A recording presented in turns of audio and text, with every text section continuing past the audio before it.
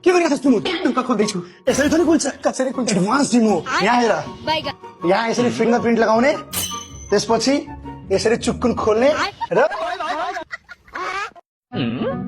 हात जुत्ता बहुत राम्रो राम्रो छ एउटा हान्दिम के हेर कति ठुलो जिम छ हाम्रो। तिम्रो किन गरिरहेछौ? दाई यति ठुलो जिम छ बहुत महँगो होला हामी सक्दैनौँ। अरे भाइ जिम ठुलो छ तर रकम ठुलो छैन। एडमिसन टोटली फ्री छ र मन्थली फी मात्र 2000 रुपियाँ छ। त तेरो फी पनि मैले तिर्छु। हेर भाइहरू यो भैरवाको सबभन्दा बेस्ट जिम हो। एकदम धेरै स्पेस छ, सबै मेसिनहरू छ। यहाँ भएको मेसिन एकदम एडभान्स छ, यही जिम बन्छ तिमीहरूको। हेर भाइहरू यो हो हाम्रो डम्बल एरिया। यहाँ नि सबै प्रकारको डम्बलहरू छ। अरे यो कहाँ गइहाल्यो? दाई यहाँ छु म, बहुत दामी सुत्ने ठाउँ छ, एकदम दामी गद्दा छ।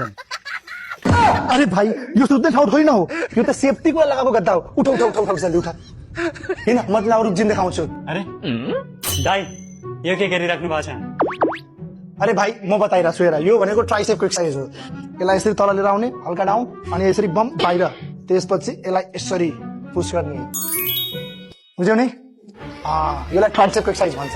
अच्छा यसरी होइन होइन त्यो अर्को कहाँ गयो? के गरिरहेछस् त? भाइ यो झुला हो।